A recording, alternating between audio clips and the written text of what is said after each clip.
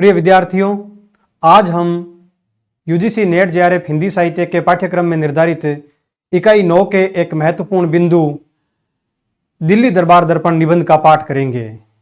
दिल्ली दरबार दर्पण निबंध भारतेंदु हरिश्चंद्र द्वारा लिखा गया है और इस निबंध से नेट जेआरएफ की परीक्षा के अंदर लगभग हर पेपर के अंदर एक प्रश्न आ ही जाता है। पिछले कितने वर्षों के प्रश्न उठा के देखो, दिल्ली दरबार दर्पण से आपको लगभग एक प्रश्न पक्का मिल जाएगा। तो ज़रूरी है कि हम इस निबंध को पूरा पाठ करें और साथ में कौन कौन सी महत्वपूर्ण तथ्य है इस निबंध से संबंधित उनके बारे में भी हम बात करते जाएं और उनको इम्पोर्टेंट मानते हुए क्वेश्चन नंबर लगा के उसके ऊपर आगे बढ़ें, ताकि जब भी आप इसका रिवीजन करें तो आपको पता हो कि यहाँ पर हमें विशेष ध्यान देना है। आइए दिल्ली दरबार दर्पण निबंध की विषय वस्तु के बारे में बात करते हैं। अगर हम इस दिल्ली दरबार दर्पण विषय वस्तु बात करें इस निबंध की, तो उसे हम 3 या 4 भागों में बांट सकते हैं। कितने भागों में? 3-4 भाग मान सकते हैं। क्या विषय वस्तु की दृष्टि से यह निबंध, एक तो दिल्ली दरबार अर्थात जो ब्रिटिश हुकूमत थी उसका एक दरबार आयोजन हुआ था 1876 में, 1876 ईस्वी में। इस दरबार की क्या क्या व्यवस्थाएं थी, कौन कहाँ पर बैठा था और कौन बैंड बाजे बजा रहा था, तुरही बजा रहा था, कौन उद्घोषणाएं कर रहा था और कहाँ पर आयोजित हुआ था, पूरा एक विहंगम चित्रण किया गया है। जो पहला चित्रण है वो क्या है? दरबार का चित्रण। अच्छा, क्या क्या विषय वस्तु की दृष्टि से अगर पहला देखें हम तो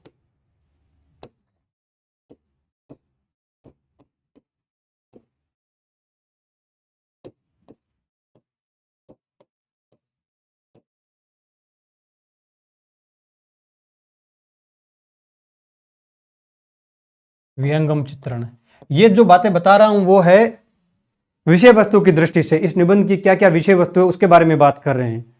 जब हमें यह पता होगा कि इस निबंध के अंदर इन 4-5 जो मुख्य बिंदु है उनके ऊपर चर्चा की गई है, तो आप एसोसिएशन बनाने में थोड़ा सहज हो जाएंगे। ठीक है। दरबार का विहंगम चित्रण अर्थात क्या समझ गए आप? मैंने बता ही दिया आपको कि इसका क्या मतलब है। इसका अर्थ है कि क्या व्यवस्था थी, कहाँ पर आयोजन हुआ था, कौन कहाँ पर बैठा था, किसको कितना महत्व मिल रहा था, ये सारी बातें इसकी हो गई। ठीक है। दूसरी जो बात है इस निबंध के अंदर वो है कौन कौन आया था, भाग किसने लिया था।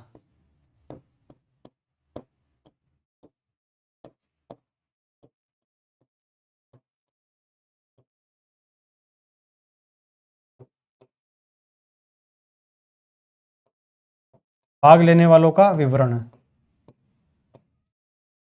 क्योंकि ये ब्रिटिश हुकूमत का एक दरबार था और दरबार होने के कारण न केवल भारत के देशी राजाओं को वरन अंग्रेज सरकार के कुछ विशेष अधिकारियों को और जो भारत के आसपास पड़ोसी राज्यों के जो राजा थे, प्रतिनिधि थे, संपादक हो गए और यूरोपियन जो गणमान्य नागरिक हैं कुछ उस समय के, उनको भी इसके अंदर निमंत्रित किया गया था और वो भी आए थे। तो उनका विवरण मिलता है कि कौन कौन क्या क्या लोग आए थे इसके अंदर।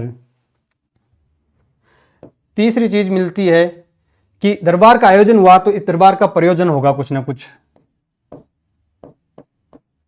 दरबार के प्रयोजन को लेकर एक लंबा चौड़ा 2-3 पेज का उद्घोषणा मिलती है। चौथी चीज है कि ये तो हो गया भाग लेने वालों का विवरण अर्थात किस किस ने भाग लिया, और कुछ है रोचक चीजें जैसे भाग लेने वाले किलात खां के बारे में कुछ कह दिया, किसी जो मैसूर की रानी थी बेगम उसके बारे में कुछ कह दिया, हंसी मजाक कर ली, व्यंग्य कर लिया। ठीक है, तो रोचक बातें हो गई। 5वीं चीज है वायसराय का संबोधन।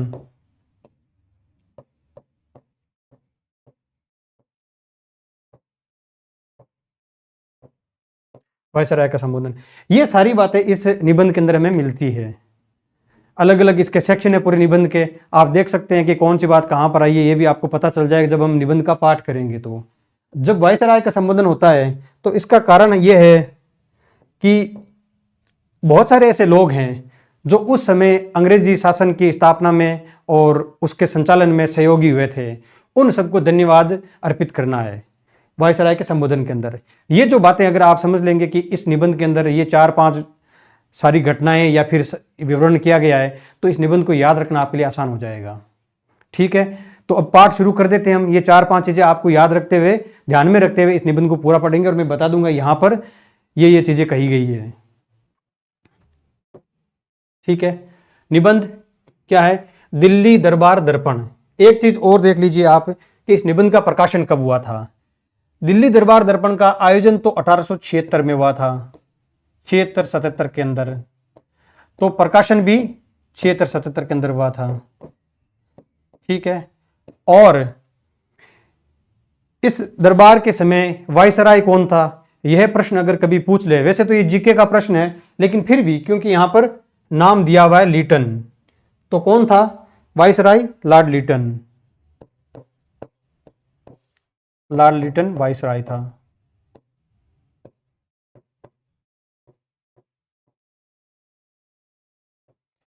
ठीक है, ये कुछ जानकारियां हैं जो आपको ध्यान में रखनी है, छोटी छोटी बातें हैं। अब निबंध पढ़ना शुरू करते हैं। जयति राज राजेश्वरी, जय युवराज कुमार, जय नृप प्रतिनिधि कवि लीटन, जय दिल्ली दरबार। स्नेह भरन तम हरन, दो प्रजन करन उजियार, भयो दहली दीप सो ये दहली दरबार।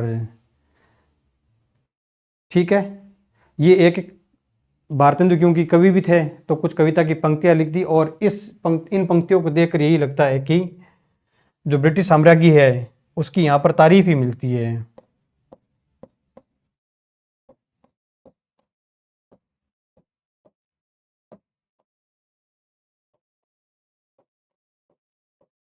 और आजकल एनटीए इस प्रकार के प्रश्न ज़्यादा देता है जहाँ पर किसी निबंध के अंदर या उपन्यास के अंदर, कहानी के अंदर अगर कोई गीत आ जाता है तो उसको तो वो विशेष ध्यान देते हुए प्रयास करता है कि ये तो प्रश्न हम पूछ ही लें, क्या पता अगला इसके ऊपर ध्यान ना ही दे।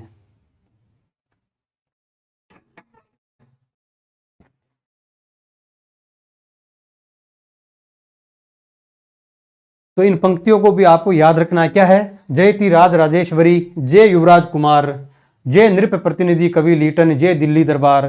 सने भरन तम हरन, दो प्रजन करन उजियार, भयो दहली दीप सो ये दहली दरबार। इसका अर्थ तो आप समझ गए होंगे। सने भरन, सने को भरने वाली, तम को हरने वाली, अंधेरे को हरने वाली, दो प्रजन अर्थात भारत और ब्रिटेन दोनों की प्रजा का, करण उजियार उजाला करने वाली, राज राजेश्वरी और उनके जो कुमार हैं वो दोनों क्या हो? चिरंजीवी हो।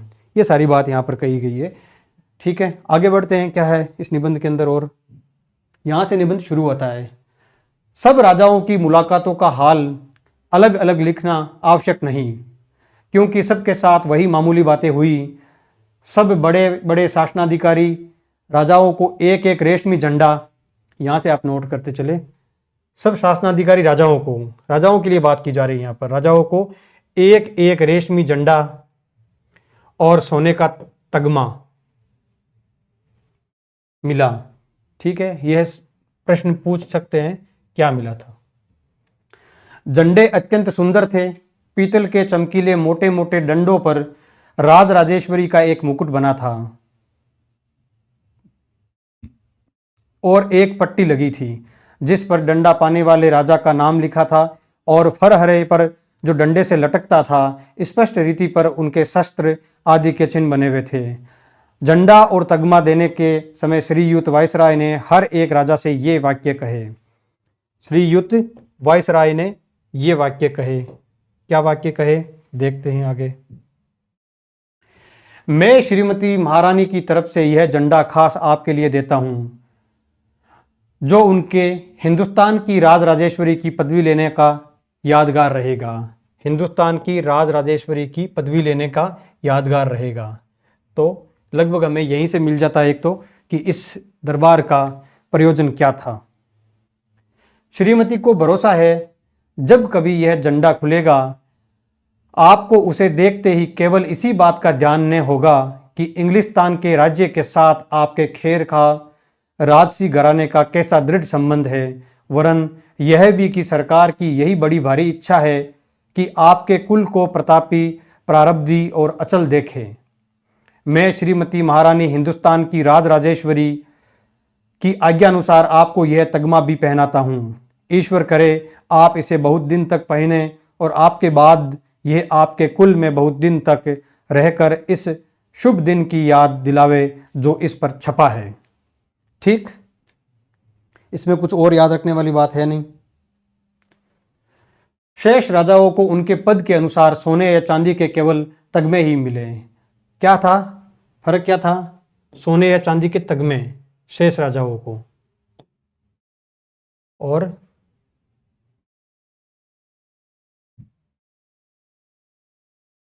बड़े बड़े, सब बड़े बड़े अर्थात जो बड़े शासक थे उनको क्या मिला? रेशमी झंडा और सोने का तगमा, जबकि जो छोटे थे उनको कुछ को केवल सोने या चांदी के केवल तगमे मिले थे।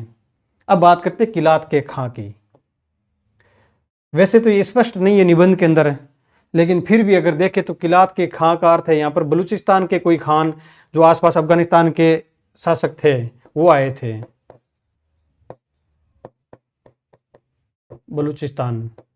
ठीक है, किलात के खां को भी झंडा, ये बाहर से आए हुए थे, ये भारतीय नहीं थे, ये बाहर से आए हुए थे।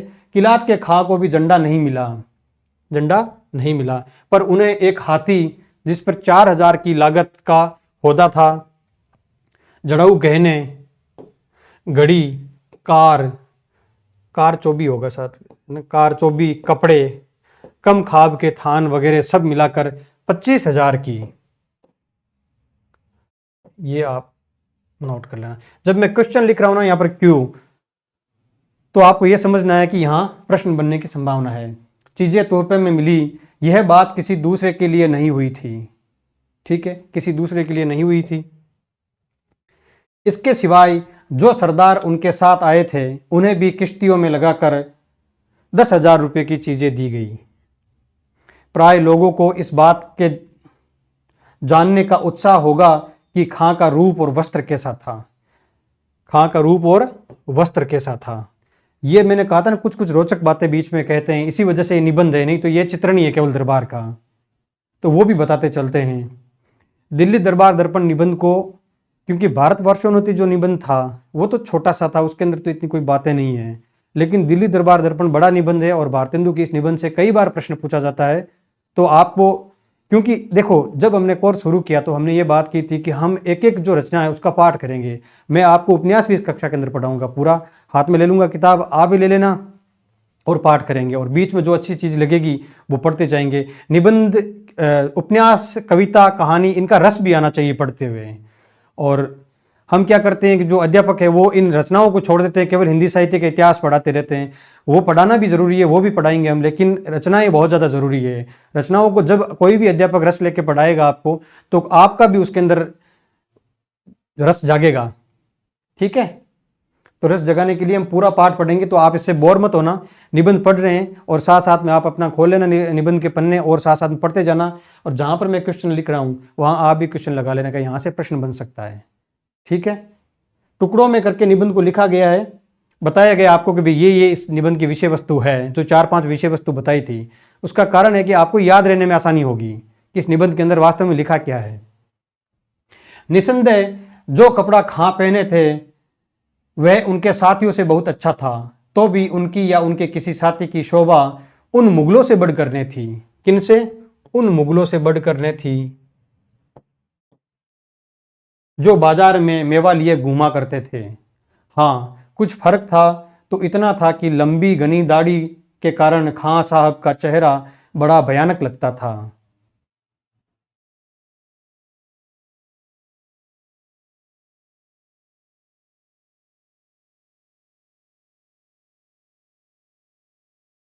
इन्हें झंडा न मिलने का कारण यह समझना चाहिए कि यह बिल्कुल स्वतंत्र है। ठीक है, खां साहब को झंडा क्यों नहीं मिला, इसका कारण भी पूछा जा सकता है। तो कारण क्या था कि ये स्वतंत्र थे। इन्हें आने और जाने के समय श्रीयुत वायसराय गलीचे के किनारे तक पहुंचा गए थे, पर बैठने के लिए इन्हें भी वायसराय के चबूतरे के नीचे वही कुर्सी मिली थी जो और राजाओं को। खां साहिब के मिजाज में रूखापन बहुत है। रूखापन मैं इसलिए नोट करवा रहा हूं ये चीजें क्योंकि किसी एक चरित्र विशेष के लिए एनटीए 4-5 पंक्तियां दे देता है और पूछता है कि इन 4-5 पंक्तियों में कौन कौन सी खां साहब के चरित्र को इस निबंध के अनुसार सही से प्रकट करती है या सही दर्शाती है। तो वहां ऐसी पंक्तियां पूछी जा सकती है, खां साहब के कपड़े कैसे पहने हुए थे, चेहरा कैसा था, ठीक है, उनको क्या क्या मिला था, कितनी सम्मान थी कितना सम्मान था उनका, स्वतंत्र थे या नहीं थे, ठीक है। एक प्रतिष्ठित बंगाली इनके डेरे पर मुलाकात के लिए गए थे। खां ने पूछा, क्यों आए हो? बाबू साहेब ने कहा, आपकी मुलाकात को। इस पर खां बोले कि अच्छा, आप हमको देख चुके और हम आपको, अब जाइए। ठीक। बंगाली। अगला देखते हैं। बहुत से छोटे छोटे राजाओं की बोलचाल का ढंग भी जिस समय वे वाइसराय से मिलने आए थे संक्षेप के साथ लिखने के योग्य है। कोई तो दूर से ही हाथ जोड़कर आए और दो एक ऐसे थे कि जब एडी कांग के बदन झुकाकर इशारा करने पर भी उन्होंने सलाम ने किया तो एडी कांग ने पीठ पकड़कर उन्हें धीरे से झुका दिया। कोई बैठकर उठना जानते ही न थे, यहाँ तक कि एडी कांग को उठो कहना पड़ता था। कोई झंडा, तगमा, सलामी और खिताब पाने पर भी एक शब्द धन्यवाद का नहीं बोल सके, और कोई बेचारे इनमें से दो ही एक पदार्थ पाकर ऐसे प्रसन्न हुए थे कि श्रीयुत वायसराय पर अपनी जान और माल निछावर करने को तैयार थे। ठीक है, कोई विशेष बात नहीं इसके अंदर। अगला देख लेते हैं।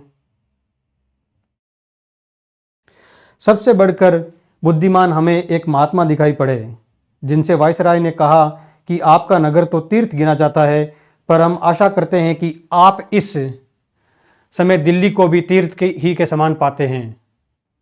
किसकी बात कर रहे हैं? कोई महात्मा की। सबसे बढ़कर बुद्धिमान कौन मिला था? वाइस महात्मा। इसके जवाब में वह बेधड़क बोल उठे कि यह जगह तो सब तीर्थों से बढ़कर है जहां आप हमारे खुदा मौजूद हैं। नवाब लुहारू की भी अंग्रेजी में बातचीत सुनकर ऐसे बहुत कम लोग होंगे जिन्हें हंसी नहीं आई हो। नवाब लुहारू, महात्मा, ये भी पूछे जा सकते हैं कि किस किस ने भाग नहीं लिया था, क्योंकि नाम देके पूछ लिया 4 जनों का। ठीक है, कुछ पता नहीं, एनटी का कुछ भी पूछ सकता है और ना कोई अंदाजा लगाया जा सकता है कि क्या पूछेगा क्या नहीं पूछेगा। नवाब लुहारू की भी अंग्रेजी में बातचीत सुनकर ऐसे बहुत कम लोग होंगे जिन्हें हंसी नहीं आई। नवाब साहब बोलते तो बड़े धड़ाके से थे, पर उसी के साथ कायदे और मुहावरे के भी खूब हाथ पांव तोड़ते थे।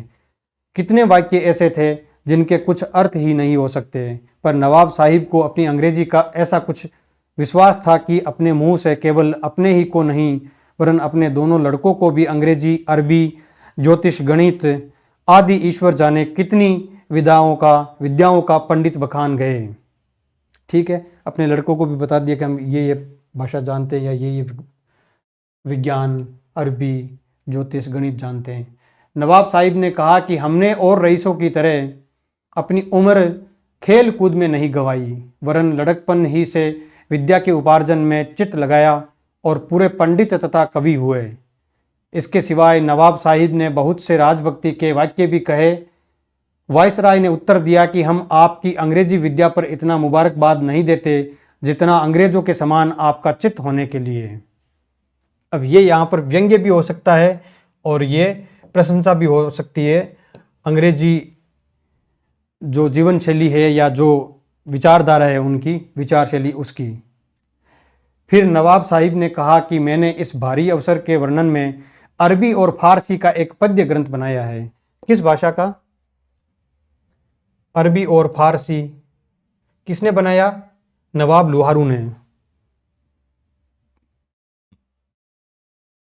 जिसे मैं चाहता हूं कि किसी समय श्रीयुत को सुनाऊं। श्रीयुत ने जवाब दिया कि मुझे भी कविता का बड़ा अनुराग है और मैं आपसा एक भाई कवि देखकर बहुत प्रसन्न हुआ।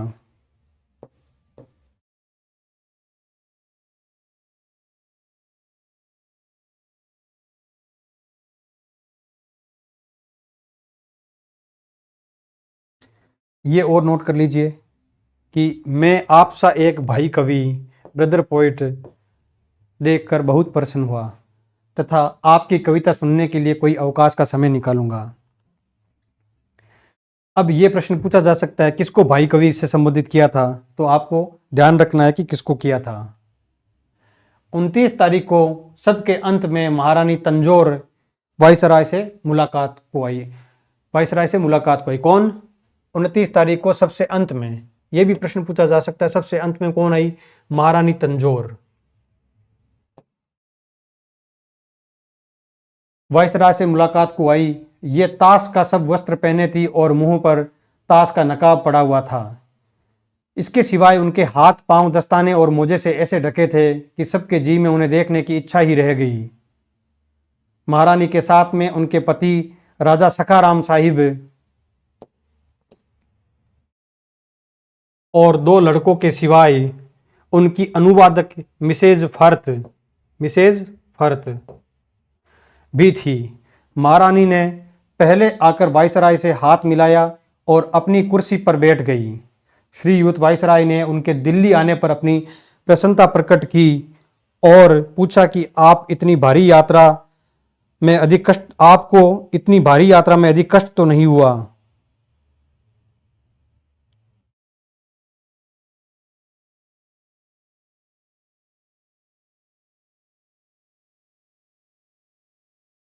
महारानी अपनी भाषा की बोलचाल में बेगम भूपाल की तरह चतुर न थी, इसलिए ज़्यादा बातचीत मिसेज फर्थ से हुई, क्योंकि वो क्या थी? अनुवादक थी और अंग्रेजी जानती थी, अंग्रेजी और हिंदी का ट्रांसलेशन करना जानती थी, जिन्हें श्रीयुत ने प्रसन्न होकर मन भावनी अनुवादक कहा। मन भावनी अनुवादक, ये भी एक प्रश्न है। मन भावनी अनुवादक किसे कहा था? नाम भी पूछा जा सकता है और ये भी पूछा जा सकता है इस निबंध के अंदर किन किन चरित्रों का नाम उल्लेख नहीं हुआ है।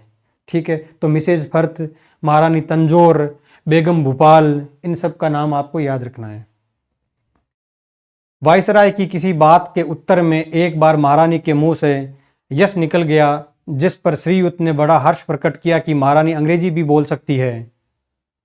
पर अनुवादक मेम साहिब ने कहा कि वे अंग्रेजी में 2-4 शब्द से अधिक नहीं जानती। ये भी एक व्यंग्य है। इस वर्णन के अंत में यह लिखना आवश्यक है कि श्रीयुत वायसराय लोगों से इतनी मनोहर रीति पर बातचीत करते थे जिससे सब मगन हो जाते थे और ऐसा समझते थे कि वायसराय ने हमारा सबसे बढ़कर आदर सत्कार किया। भेंट होने के समय श्रीयुत ने हर एक से कहा कि आपसे दोस्ती करके हम अत्यंत प्रसन्न हुए और तगमा पहनाने के समय भी बड़े स्नेह से उनकी पीठ पर हाथ रखकर बात की। कोई अंग्रेज उस समय अगर पीठ पर हाथ रख देता तो राजा तो पता नहीं अपने आप को कितने ही बड़े धन भाग समझ लेते थे, और यही स्थिति थी। आज भी बहुत सारी ऐसी स्थिति है। एक समाज जो पिछड़ा हुआ हो, जिसके पास में कोई साधन नहीं हो खाने पीने के, उस समाज के अंदर अगर कोई इतना बड़ा व्यक्ति, हालांकि राजाओं के पास तो बहुत सारा धन होता था, लेकिन फिर भी क्योंकि अंदरूनी जो लड़ाइयाँ थी, उन लड़ाइयों के कारण स्थिति ऐसी हो गई थी कि सब अंग्रेजों पर निर्भर हो गए थे। इसी वजह से ये वायसराय का इतना महत्व बढ़ जाता है। यहाँ 1 जनवरी को दरबार का महोत्सव हुआ। देखिए वो कब की बात थी? 29 तारीख की बात थी। और ये कब हुआ? 1 जनवरी को दरबार का महोत्सव हुआ। यह दरबार जो हिंदुस्तान के इतिहास में सदा प्रसिद्ध रहेगा, एक बड़े भारी मैदान में। अब क्या कर रहे हैं यहाँ पर? दरबार कहाँ पर आयोजित हुआ था, उसके अंदर क्या व्यवस्थाएं थी, उसकी बात करेंगे। पहले क्या था कि कौन कौन आया था, हालांकि बीच में और बताएंगे कौन कौन राजा और आए थे, वो भी बताएंगे। ये दूसरा भाग है निबंध का। एक बड़े भारी मैदान में नगर से 5 मील पर हुआ था। बीच में श्रीयुत वायसराय का षटकोण तब चबूतरा था, जिसकी गुबंदनुमा छत पर लाल कपड़ा चढ़ा हुआ और सुनहला रूपला तथा शीशे का काम बना था। कंगूरे के ऊपर कलशे की जगह श्रीमती राज राजेश्वरी का सुनहला मुकुट लगा था। इस चबूतरे पर श्रीयुत अपने राज सिंहासन में सुशोभित हुए थे। उनके बगल में एक कुर्सी पर लेडी साहिब बैठी थी और ठीक पीछे खास लोग हाथों में चैम्बर लिए और श्रीयुत के ऊपर कारचौबी छत्र लगाए खड़े थे। षटकोणी चबूतरे पर कौन बैठा था? वायसराय बैठा था और उसके साथ में उसकी पत्नी बैठी थी। वायसराय के सिंहासन के दोनों तरफ 2 पेज दामन वरदान। दामन वरदान ये क्या हो गया, कोई महत्वपूर्ण तो नहीं लेकिन फिर भी बता देता हूं। 2 लड़के खड़े थे, जो लेडी थी वायसराय की पत्नी थी, वो जब चलती थी तो गाउन पहनते थे, अंग्रेजों के अंदर आज भी पहनते, आपने देखा होगा फिल्मों के अंदर कि लंबे लंबे होते थे पीछे तक, तो उनको संभालने के लिए 2 लोग चाहिए होते थे। और वायसराय था तो अफोर्ड भी कर सकता था 2 आदमी, सामान्य अंग्रेज तो नहीं कर सकते, लेकिन वायसराय अफोर्ड कर सकता है। तो वो 2 पेज अर्थात दामन थामने वाले 2 लड़के थे, जिनमें एक श्रीयुत महाराज जम्बू का अत्यंत सुंदर सबसे छोटा राजकुमार, ठीक है, पल्लू उठाने के लिए भी राजकुमार थे उस समय अंग्रेजों के। दूसरा कर्नल वर्ग का पुत्र था, खड़े थे, और उनके दाएं बाएं तथा पीछे मुसाहिब सेक्रेटरी लोग अपने अपने स्थान पर खड़े थे। वायसराय के इस चबूतरे के ठीक सामने कुछ दूर पर उससे नीचे कहना चाहिए, उससे नीचे एक अर्धचंद्राकार चबूतरा था, जिस पर शासनाधिकारी राजा लोग और उनके मुसाहिब, मद्रास और बंबई के गवर्नर, पंजाब, बंगाल और पश्चिमोत्तर देश के लेफ्टिनेंट गवर्नर और हिंदुस्तान के कमांडर इन चीफ अपने अपने अधिकारियों समेत सुशोभित थे। इस चबूतरे की छत बहुत सुंदर नीले रंग के साटन की थी, जिसके आगे लहरियादार छज्जा बहुत सजीला लगता था। जो अर्धचंद्राकार चबूतरा था, उस चबूतरे पर कौन कौन थे? शासनाधिकारी राजा लोग और उनके मुसाहिब, मद्रास और बंबई के गवर्नर, पंजाब, बंगाल और पश्चिमोत्तर देश के लेफ्टिनेंट गवर्नर और हिंदुस्तान के कमांडर इन चीफ, ये लोग खड़े थे वहां पर। तो इसको भी देख लेना एक बार, ठीक है। अगला देखते हैं।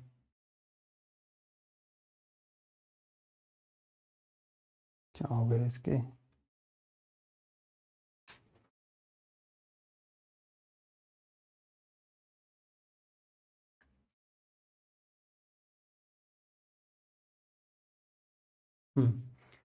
लहरिये के बीच बीच में सुनहले काम के चांद तारे बने थे। राजाओं की कुर्सियां भी नीली साटन से मढ़ी थी और हर एक के सामने वे झंडे गड़े थे जो उन्हें वायसराय ने दिए थे, और पीछे अधिकारियों की कुर्सियां लगी थी जिन पर नीली साटन चढ़ी थी। हर एक राजा के साथ एक एक पॉलिटिकल अफसर भी था। इनके सिवाय गवर्नमेंट के भारी भारी अधिकारी भी यहीं बैठे थे। राजा लोग अपने अपने प्रांतों के अनुसार बैठाए गए थे, जिससे ऊपर नीचे बैठने का बखेड़ा बिल्कुल निकल गया था। सब मिलाकर 63 शासनाधिकारी, कितने? 63 शासनाधिकारी, राजाओं की बात कर रहे हैं। 63 किसकी बात कर रहे हैं? राजाओं की बात कर रहे हैं। 63 राजा थे, ये संख्या भी पूछ सकते हैं।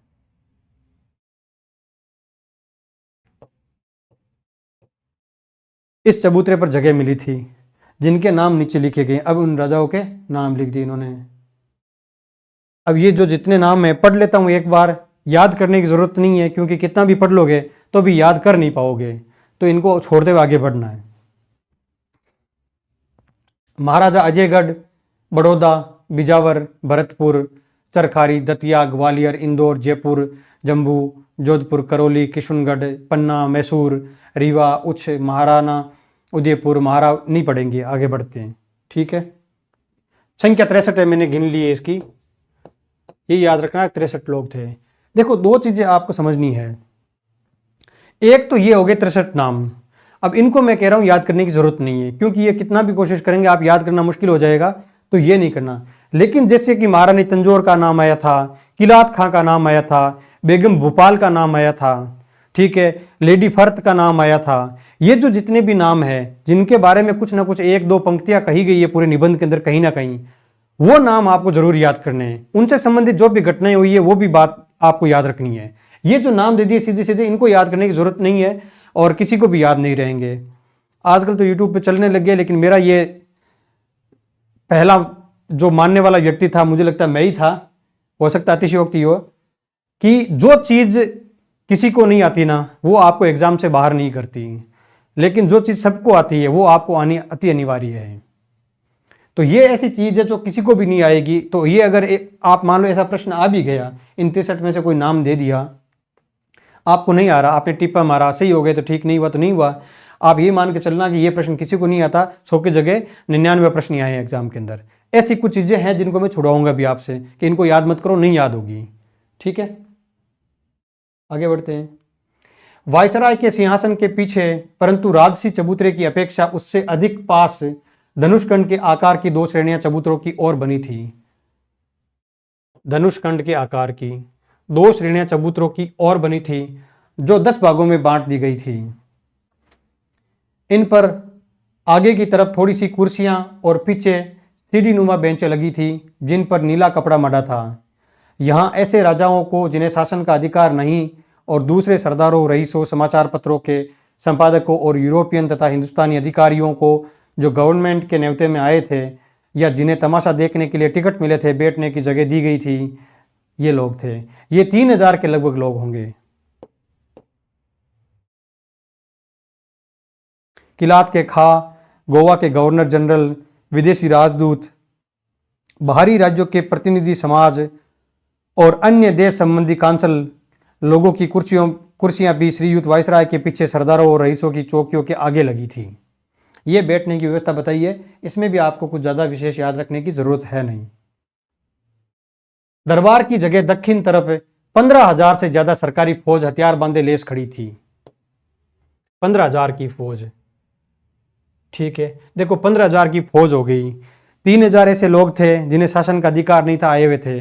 63 राजा आए हुए थे, ठीक है। तो संख्या क्या क्या हो गई? 63 राजा, 3,000 लोग हो गए जिनको शासन का अधिकार नहीं था, 15,000 की फौज हो गई, और कुछ गवर्नर जनरल हो गए, जैसे पंजाब, पश्चिम उत्तर प्रांत, इनके तो हो गए लेफ्टिनेंट गवर्नर जनरल, और मद्रास और बंबई के हो गए गवर्नर जनरल। ये लोग भी आए हुए थे। और उत्तर तरफ, दक्षिण की तरफ क्या है? सरकारी फौज। और उत्तर की तरफ कौन है? राजा लोगों की सजी पलटने, भांति भांति की वर्दी पहने और चित्र विचित्र शस्त्र धारण किए परा बांधे खड़ी थी। इन सब की शोभा देखने से काम रखती थी। ये वाक्य क्या है कि उस समय की भाषा भी क्या थोड़ी सी क्लिष्ट थी। आज तो क्या हो गया, हमने मानकीकरण कर दिया हिंदी की, व्याकरण का, लिपि का, भाषा का, सब कुछ है। लेकिन क्या देखिए, इन सब की शोभा देखने से काम रखती थी। जबकि आज अगर इस वाक्य को लिखा जाता तो क्या लिखा जाता? इन सब की शोभा देखते ही बनती थी। ठीक है, तो ये अंतर है वहां पर। इसके सिवाय राजा लोगों के हाथियों के परे, जिन पर सुनहली अमारियां कसी थी और कारचो भी झूले पड़ी थी, तोपों की कतार, सवारों की नंगी तलवारों और भालों की चमक, फरहरों का उड़ना और 2 लाख के लगभग तमाशा देखने वालों की भीड़। कितनी? 2 लाख। एक संख्या 2 लाख भी जोड़ लो यहाँ पर। और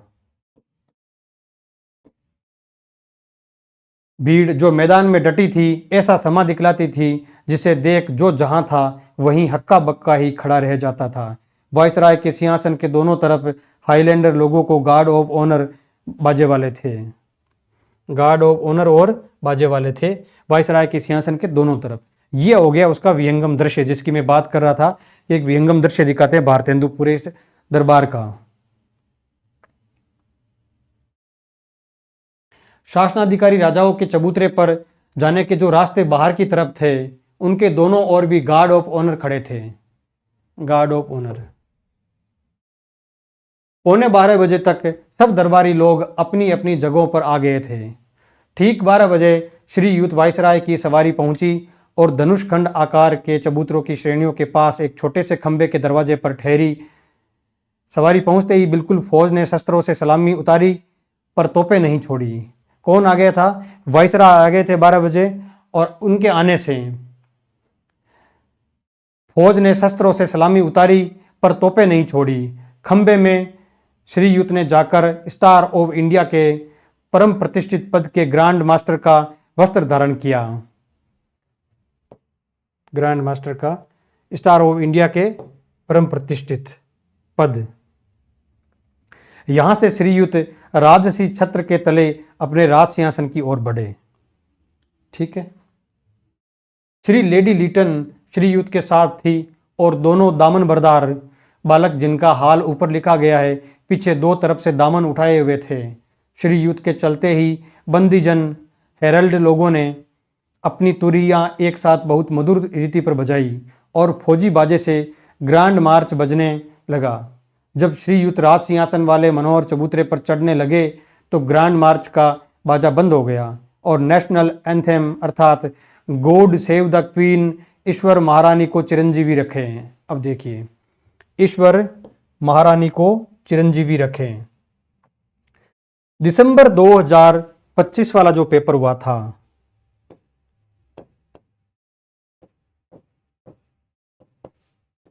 उसके अंदर यहां से ये पंक्ति उठाई, केवल इतना ही, ईश्वर महारानी को चिरंजीवी रखे, ये पंक्ति उठा दी और निबंध का नाम दे दिया कि आप मैच करो कौन से निबंध से क्या पंक्ति आई है। और कमाल की बात यह है कि जो भारत वर्षोन्नति निबंध है उसकी भी पंक्ति दी हुई थी और दोनों निबंध देने की वजह से आप भ्रमित भी हो सकते थे उस परीक्षा के अंदर, हो सकता है कुछ लोग हुए भी हो। तो ऐसे भी पंक्तियां उठा ली जाती है जिसका कोई इतना ज़्यादा अर्थ भी नहीं दिखता। ऐसे लगता है ये तो क्या ही पूछा जाएगा, लेकिन फिर भी वो पूछ लेती है एनटीए। और जो क्या ही पूछेगा वो तो पक्का पूछ रही है आजकल। का बाजा बजने लगा और गार्ड ऑफ ऑनर ने, ओ लिखा ऑफ भी कर सकते हैं, ऑनर ने प्रतिष्ठा के लिए अपने शस्त्र झुका दिए। जो ही श्रीयुत राज सिंहासन पर सुशोभित हुए, बाजे बंद हो गए और सब राजा महाराजा जो वायसराय के आने के समय खड़े हो गए थे बैठ गए। इनके पीछे श्रीयुत ने मुख्य बंदी चीफ हेरल्ड को आज्ञा की कि श्रीमती महारानी की राज राजेश्वरी की पदवी लेने के विषय में अंग्रेजी में राजाज्ञा पत्र पढ़ो। कौन सी भाषा में? अंग्रेजी में राजाज्ञा पत्र पढ़ा गया। ये आज्ञा होते ही बंदीजनों ने जो दो पांति में राज्य सिंहासन के चबूतरे के नीचे खड़े थे तुरही बजाई और उसके बंद होने पर मुख्य बंदी ने नीचे की सीढ़ी पर खड़े होकर बड़े ऊंचे स्वर से राजाज्ञा पत्र पढ़ा, जिसका उल्टा है। बंदीजन ने किसमें पढ़ा था राजाज्ञा पत्र? अंग्रेजी भाषा में। आप ये याद रखना, अगर प्रश्न पूछ लिया जाए कि बंदीजन ने जो राजाज्ञा पत्र था वो कौन सी भाषा में पढ़ा था, तो वो पढ़ा था अंग्रेजी भाषा के अंदर। और यहां भारतेंदु दे रहे उल्टा, अर्थात उसका अनुवाद दे रहे हैं। और क्या था वो, एक ये चीज है। ठीक है, पहले इसको पढ़ लेते हैं पूरे को, फिर इसका मैं सार बता दूंगा इसके अंदर क्या लिखा हुआ है। महारानी विक्टोरिया ऐसी अवस्था में कि हाल में पार्लियामेंट की जो सभा हुई उसमें एक एक्ट पास हुआ है जिसके द्वारा परम कृपालु महारानी को यह अधिकार मिला है कि यूनाइटेड किंगडम और उसके अधीन देशों की राज संबंधी पदवियों और प्रशस्तियों में श्रीमती जो कुछ चाहे बढ़ा ले। और इस एक्ट में यह भी वर्णन है कि ग्रेट ब्रिटेन और आयरलैंड के एक में मिल जाने के लिए जो नियम बने थे उनके अनुसार भी यह अधिकार मिला था कि यूनाइटेड किंगडम और उसके अधीन देशों की राज संबंधी पदवी और प्रशस्ति इस संयोग के पीछे वही होगी जो श्रीमती ऐसे राजाज्ञा पत्र के द्वारा प्रकाशित करेगी जिस पर राज की मोहर छपी रहे। और इस एक्ट में यह भी वर्णन है कि ऊपर लिखे हुए नियम और उस राजाज्ञा पत्र के अनुसार जो 1 जनवरी सन 1801 को राजसी मोहर होने के बाद प्रकाशित किया गया। ठीक है, इसका सार बाद में देखेंगे। हमने यह पदवी ली। विक्टोरिया ईश्वर की कृपा से ग्रेट ब्रिटेन और आयरलैंड के संयुक्त राज्य की महारानी स्वधर्म रक्षिणी। और इस एक्ट में यह भी वर्णन है कि उस नियम के अनुसार जो हिंदुस्तान के उत्तम शासन के हेतु बनाया गया था, हिंदुस्तान के राजा का अधिकार, जो राजा का या राज्य का भी हो सकता है यहाँ पर शब्द,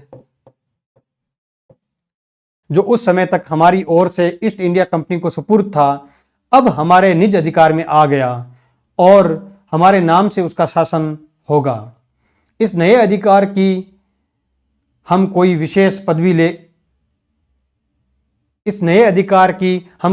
पदवी ले और इन सब वर्णनों के अनंतर इस एक्ट में यह नियम सिद्ध किया गया कि ऊपर लिखी हुई बात के स्मरण निमित्त हमने अपने मुहर किए हुए राजाज्ञा पत्र के द्वारा हिंदुस्तान के शासन का अधिकार अपने हाथ में ले लिया है।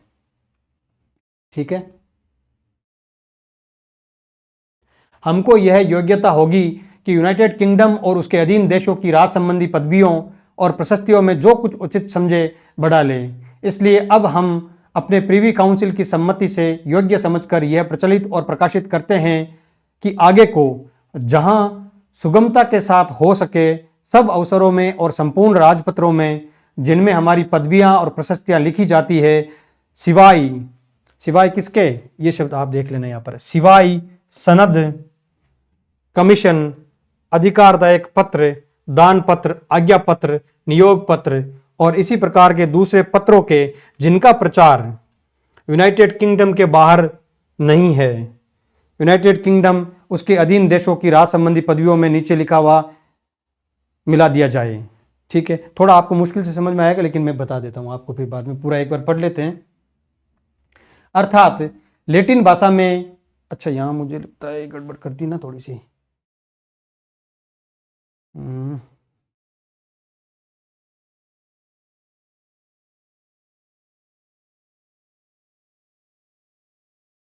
कुछ गड़बड़ हो गई है।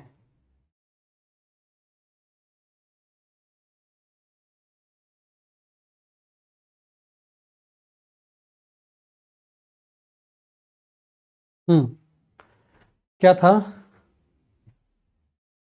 अच्छा, यूनाइटेड किंगडम उसके अधीन देशों की राज संबंधी पदवियों में, ये पंक्ति बच गई थी, ध्यान नहीं गया था। राज संबंधी पदवियों में नीचे लिखा हुआ मिला दिया जाए। अर्थात जो भी आज्ञा पत्र वगैरह जो भी पारित किए जाएंगे इन गुलाम राज्यों के अंदर या फिर सहयोगी राज्यों के अंदर, वहां नीचे लिखा हुआ मिला दिया जाएगा कि अब जो भी आज्ञा पत्र जारी होंगे वो किस नाम से जारी होंगे।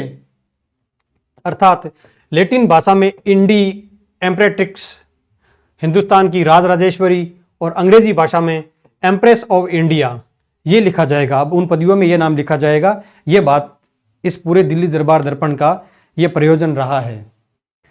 हमारी यह इच्छा और प्रसन्नता है कि उन राज संबंधी पत्रों में जिनका वर्णन ऊपर हुआ है यह नई पदवी न लिखी जाए। देखिए आप इन दो चीजों में फर्क देखिए, क्या कि ऐसे कोई भी राजपत्र, राजाज्ञा पत्र जो इंग्लैंड या ग्रेट ब्रिटेन से बाहर प्रकाशित हो रहे हैं, अर्थात उपनिवेशों के अंदर प्रकाशित हो रहे हैं, उनके अंदर तो ये जो पदवी है इंडी एम्परेट्रिक्स या एम्प्रेस ऑफ इंडिया ये लिखी जाए। लेकिन जो पीछे दिया गया है क्या चीज, सनद, कमीशन, अधिकारदायक पत्र, दान पत्र, आज्ञा पत्र, नियोग पत्र और इसी प्रकार के दूसरे पत्रों के जिनका प्रचार यूनाइटेड किंगडम के बाहर नहीं है, अर्थात जिनमें जो यूनाइटेड किंगडम के अंदर अर्थात ब्रिटेन, ग्रेट ब्रिटेन के अंदर जो प्रकाशित हो रही है ये चीजें सारी, वहां तो होगा। वहां क्या होगा, एम्प्रेस ऑफ, क्या लिखा था, एम्प्रेस ऑफ इंडिया था क्या, एम्प्रेस ऑफ इंडिया, ये नहीं लिखा जाएगा। समझ में आ गई बात कि एम्प्रेस ऑफ इंडिया का तात्पर्य ये हो गया कि जो इंडिया के अंदर लिखा जाएगा, इंडिया के जितने भी राज्य हैं, भारत के अंदर जो राज्य गिने जाते हैं ग्रेट ब्रिटेन की दृष्टि से, क्योंकि जो 63 राजा थे और जितनी भी रियासतें थी वो सब ब्रिटिश भारत के अधीन थी। तो ब्रिटिश भारत के अधीन जो क्षेत्र है, ग्रेट ब्रिटेन का अर्थ क्या हो गया, पूरे ब्रिटेन के अंदर हो गया, न केवल ब्रिटेन के अंदर बल्कि जैसे आयरलैंड वगैरह जो भी इनके अन्य देश थे जो उपनिषद थे, उपनिषद नहीं उपनिवेश थे, वहां पर भी तो ब्रिटिश शासन था। तो वहां पर एम्प्रेस ऑफ इंडिया थोड़ी लिखा जाएगा, एम्प्रेस ऑफ इंडिया तो केवल इंडिया के अंदर लिखा जाएगा। ये यहां पर कहना चाह रहा है बात को। तो उन राज संबंधी पत्रों में जिनका वर्णन ऊपर हुआ है यह नई पदवी न लिखी जाए। हमारी यह भी इच्छा और प्रसन्नता है कि सोने, चांदी और तांबे के सब सिक्के जो आजकल यूनाइटेड किंगडम में प्रचलित है और नीति विरुद्ध नहीं गिने जाते, और इसी प्रकार तथा आकार के दूसरे सिक्के जो हमारी आज्ञा से अब छापे जाएंगे, हमारी नई पदवी लेने से भी नीति विरुद्ध न समझे जाएंगे।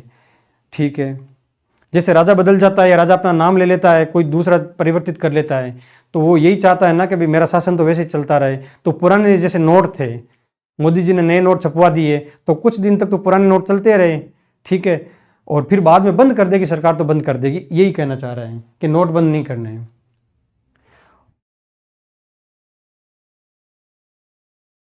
और जो सिक्के यूनाइटेड किंगडम के अधीन देशों में छापे जाएंगे और जिनका वर्णन राजाज्ञा पत्र में उन जगहों के नियमित और प्रचलित द्रव्य करके किया गया है और जिन पर हमारी संपूर्ण पदवियां या प्रशस्तियां या उनका कोई भाग रहे, और वे सिक्के जो राजाज्ञा पत्र के अनुसार अब छापे और चलाए जाएंगे इस नई पदवी के बिना भी उस देश के नियमित और प्रचलित द्रव्य समझे जाएंगे, जब तक कि इस विषय में हमारी कोई दूसरी प्रसन्नता ने प्रकट की जाएगी। हमारी विंडसर की कचहरी से 28 अप्रैल को कब, 28 अप्रैल को 1876 अर्थात 1876 को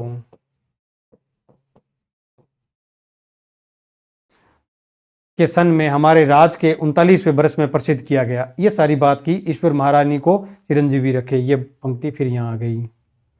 ठीक है, आप समझ गए होंगे क्या बात कहना चाह रहे हैं। अगर नहीं समझे तो मैं आपको ये चीज़ बता देता हूँ कि इसके अंदर ये जो पूरा था उसका अर्थ क्या है।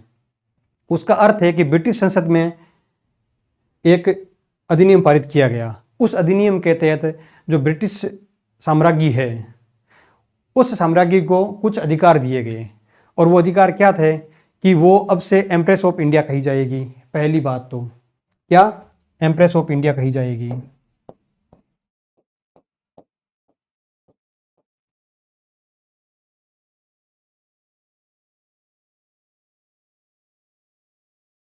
एक तो ये बात। दूसरी बात थी कि भारत का शासन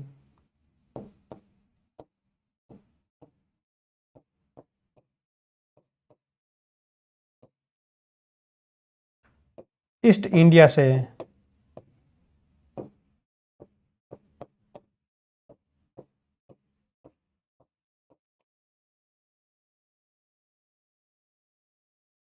महारानी के पास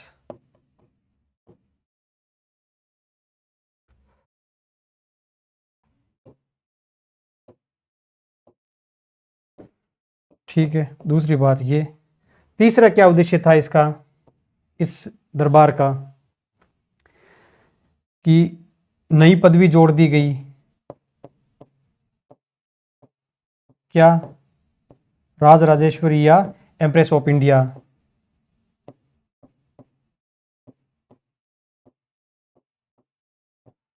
ठीक है, चौथी चीज, जो भी सिक्के वगैरह चल रहे हैं, मुद्राएं जो पहले चल रही है वो चलती रहेगी। ठीक है, पांचवी चीज ये अधिकार भी दे दिया गया कि जो विदेशी रियासतें इनसे मिली हुई है या इनके साथ है, सहयोग में है, उनकी भी पदवी के अंदर या उसके पद के अंदर गड़बड़ कर सकती है। ठीक है, ये सारी बात यहां पर हुई थी। ये इसका पूरा लबोलुआब जो हमने पढ़ा था, पूरे 4-5 पेज, कि क्या उसने जो हेराल्ड था, जो बंदी जन था, उसने पढ़कर ये सारी बात सुनाई कि आज से हम ये कर रहे हैं। अब अगर इसको आप देखेंगे ना तो देखिए यहाँ पर 65 तो राजा आ गए, बाहर के कितने लोग आ गए। ठीक है, किलात खां आ गया, जो भारत के स्थानीय जो संपादक पत्रकार वगैरह है वो भी आ गए थे। कुल मिला के क्या होता है कि ये राजनीतिक शक्ति प्रदर्शन है एक तरीके से।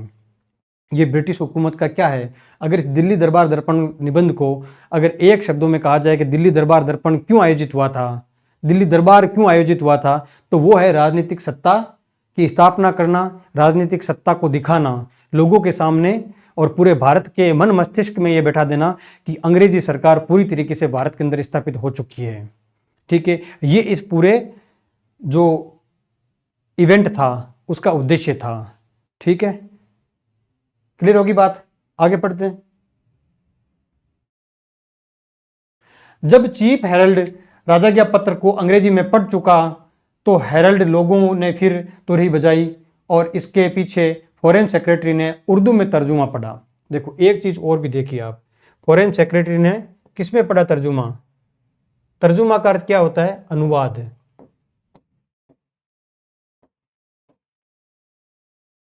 इससे एक बात स्पष्ट होती है कि उस समय हिंदी भाषा राजकीय भाषा नहीं बनी थी, राज्य प्रयोजन के लिए हिंदी का उपयोग नहीं किया जा रहा था।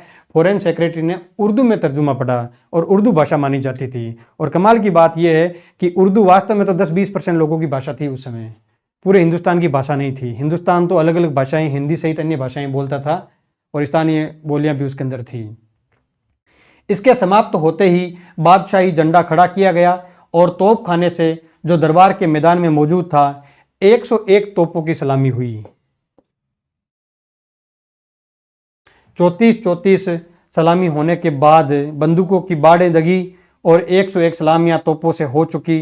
तब फिर बाढ़ छूटी और नेशनल एंथम का बाजा बजने लगा। इसके अनंतर श्रीयुत वायसराय समाज को एड्रेस करने के अभिप्राय से खड़े हुए। कौन?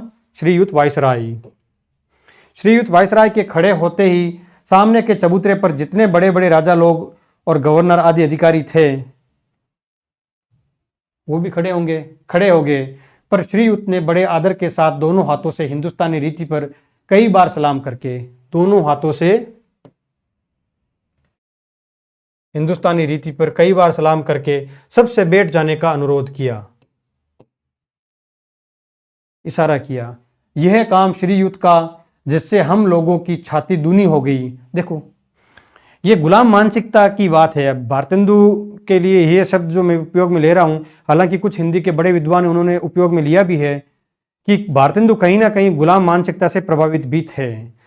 मतलब एक बार अगर किसी अंग्रेज ने, अधिकारी ने भारतीय इशारा कर दिया, हाथ जोड़कर प्रणाम कर लिया किसी को, इतने में हम गदगद हो जाते हैं कि जैसे उसने हमारी पूरी संस्कृति को ही महान बता दिया हो। ऐसा नहीं होता। तो इतनी सी बात से जो दिन रात तुम्हारा शोषण कर रहा है और तुम्हारी छाती चौड़ी हो जाती है, तो कमाल की बात है। जिससे हम लोगों की छाती दूनी हो गई। पायोनियर सरी के अंग्रेजी के संपादकों को बहुत बुरा लगा। पायोनियर, ये पक्का याद कर लेना कौन से अखबार का उल्लेख हुआ है। पायोनियर सरी के अंग्रेजी के संपादकों को बहुत बुरा लगा, जिनकी समझ में वायसराय का हिंदुस्तानी तरह पर सलाम करना बड़े हेटाई और लज्जा की बात थी।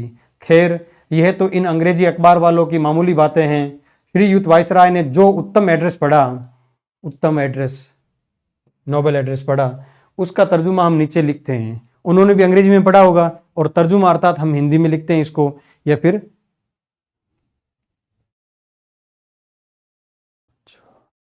किसका है,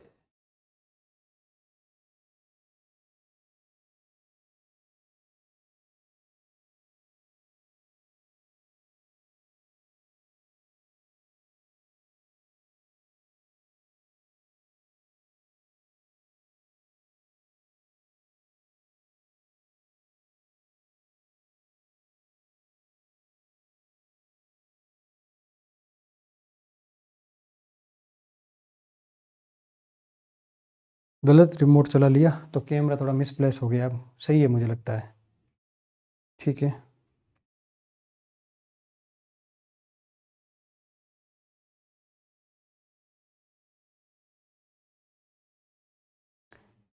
क्या लिखा है, तर्जुमा क्या लिखते हैं। सन 1858 ईस्वी की नवंबर को श्रीमती महारानी की ओर से एक इश्तिहार हुआ था, 1858 की ईस्वी को, जिसमें हिंदुस्तान के रईसों और प्रजा को श्रीमती की कृपा का विश्वास कराया गया था, जिसको उस दिन से आज तक वे लोग राज संबंधी बातों में बड़ा अनमोल प्रमाण समझते हैं। ये वायसराय पढ़ रहे हैं। वह प्रतिज्ञा एक ऐसी महारानी की ओर से हुई थी, एक ऐसी महारानी की ओर से हुई थी जिन्होंने आज तक अपनी बात को कभी नहीं तोड़ा। इसलिए हम अपने मुंह से फिर उनका निश्चय करना व्यर्थ है। हमें अपने मुंह से फिर उनका निश्चय करना व्यर्थ है। 18 बरस की लगातार उन्नति ही उनको सत्य करती है, और यह भारी समागम भी उनके पूरे उतरने का प्रत्यक्ष प्रमाण है।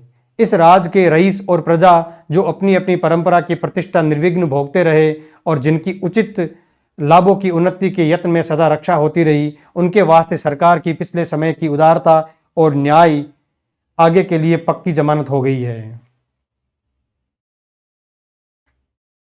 हम लोग, ये एक तरीके से आप ऐसा मान सकते हैं कि राष्ट्रपति का अभिभाषण है। राष्ट्रपति जब अभिभाषण देता है, सरकार चाहे कितनी भी फैल रही हो विभिन्न मुद्दों पर, लेकिन जब अभिभाषण दिया जाता है तो वो सरकार क्या करती है, अपने अनुसार उस अभिभाषण को सेट करती है और बोलो कि सरकार ने बहुत अच्छा काम किया। तो यहाँ पर सब कुछ क्या है, अच्छा अच्छा होगा, आगे आप पढ़ेंगे। और ये सब क्या बोल रहा है, वायसराय बोल रहे हैं। मैंने कहा था इस निबंध के 4-5 भाग है, अगर आपको याद हो तो। उसके अंदर एक भाग ये भी था कि वायसराय का एड्रेस, और ये एड्रेस किससे पीछे से आया हुआ है, ये जो ब्रिटिश संसद है या ब्रिटिश साम्राज्य, उसके द्वारा भेजा गया है कि ये जाकर पढ़ो जनता के सामने कि बहुत अच्छा किया, बहुत अच्छा हुआ, सब कुछ है, ठीक है। हम लोग इस समय श्रीमती महारानी के राज राजेश्वरी की पदवी लेने का समाचार प्रसिद्ध करने के लिए इकट्ठे हुए हैं। ये प्रयोजन हो गया राज राजेश्वरी की पदवी लेने के लिए,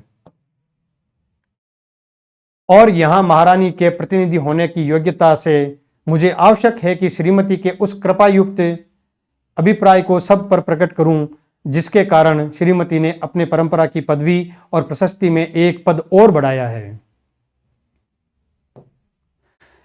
पृथ्वी पर श्रीमती महारानी के अधिकार में जितने देश हैं जिनका विस्तार भूगोल के 7वें भाग से कम नहीं है, और जिनमें 30 करोड़ आदमी बसते हैं। 7वें भाग और 30 करोड़ आदमी बसते हैं। उनमें से इस बड़े और प्राचीन राज्य के समान श्रीमती किसी दूसरे देश पर कृपा दृष्टि नहीं रखती। बड़ी सिंपैथाइज्ड है जो महारानी थी उस समय की, वो भारत के प्रति। ठीक है, सोने की चिड़िया था भारत।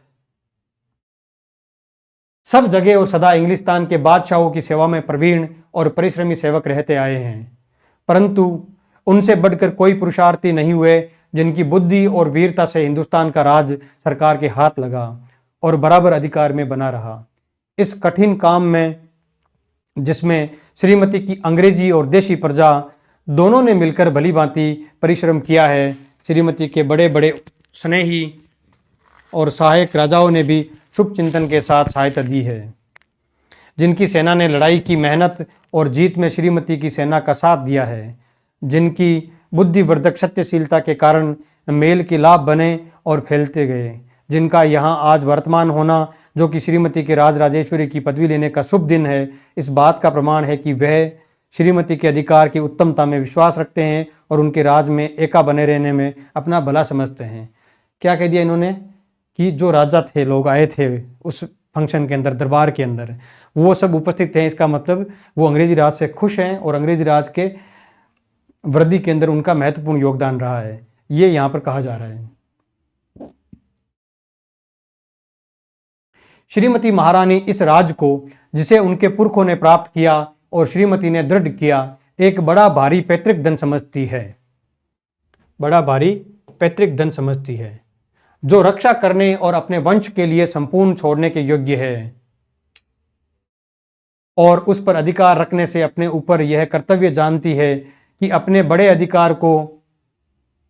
अधिकार को इस देश की प्रजा की भलाई के लिए यहाँ के रईसों के हकों पर पूरा पूरा ध्यान रखकर काम में लावे। इसलिए श्रीमती का यह राजसी अभिप्राय है कि अपनी पदवियों पर एक और ऐसी पदवी बढ़ावे जो आगे सदा को हिंदुस्तान के सब रईसों और प्रजा के लिए इस बात का चिन्ह हो कि श्रीमती के और उनके लाभ एक हैं और महारानी की और राजभक्ति और शुभ चिंतन उन्हें उचित हैं। ठीक है,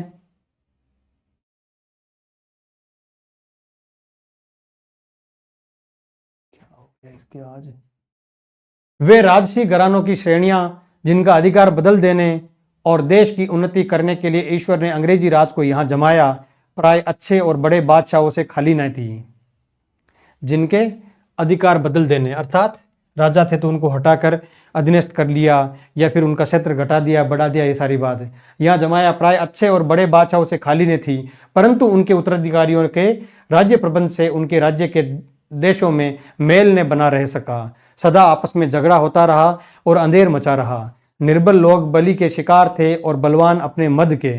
इस प्रकार आपस की काट मार और भीतरी झगड़ों के कारण जड़ से हिलकर और निर्जीव होकर तैमूर लंग का भारी घराना अंत को मिट्टी में मिल गया और उसके नाश होने का कारण यह था कि उससे पश्चिम के देशों की उन्नति न हो सकी, अर्थात पश्चिम के जैसे उन्नति नहीं कर सके।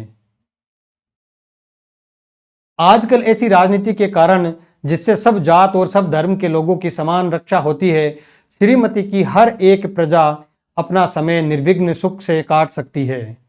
सरकार के समभाव के कारण हर आदमी बिना किसी रोक टोक के अपने धर्म के नियमों और रीतियों को बरत सकता है। राज राजेश्वरी का अधिकार लेने से श्रीमती का अभिप्राय किसी को मिटाने या दबाने का नहीं है, किसी को मिटाने या दबाने का नहीं है, वरन रक्षा करने और अच्छी राह बतलाने का है।